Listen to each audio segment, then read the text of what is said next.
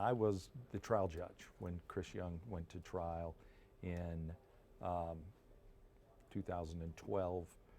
That case was in front of me. I had just taken the bench about a year earlier, and Chris was an early trial.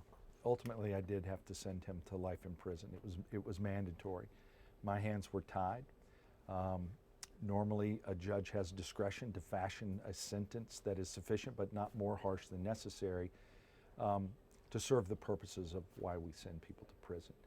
In his case, it was a mandatory sentence. It was gut-wrenching to do that, and to know that there was nothing that I could do. This was just a formality. And as Chris spoke before I sentenced him, he's talking about all the things that he would do as if someday he's going to get out.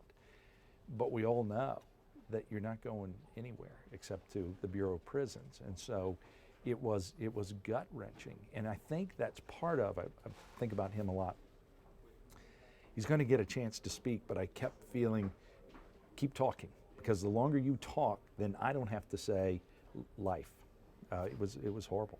I had been on the bench for about 6 years, coming right at 6 years.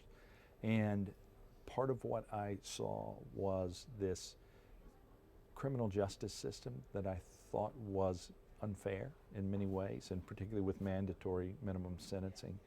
And so the decision became, am I more useful sitting on the bench, which would have been very easy to do and live out my life, it's a lifetime appointment, or am I better serving the public and this country by stepping down and talking about these things and working to change the system? And the system can be changed. It's going to take political will,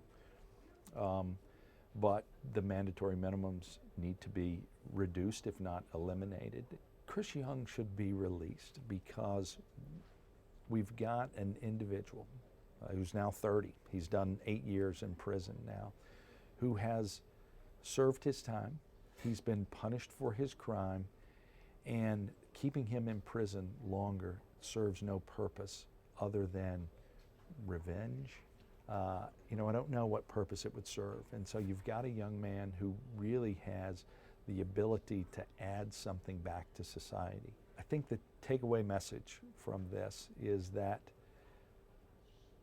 we are a nation of second chances. People deserve second chances, and we need to find a way to look and find them and get that second chance to the people who deserve it. And Chris Young really illustrates that. These kind of sentences are not who we are as a nation.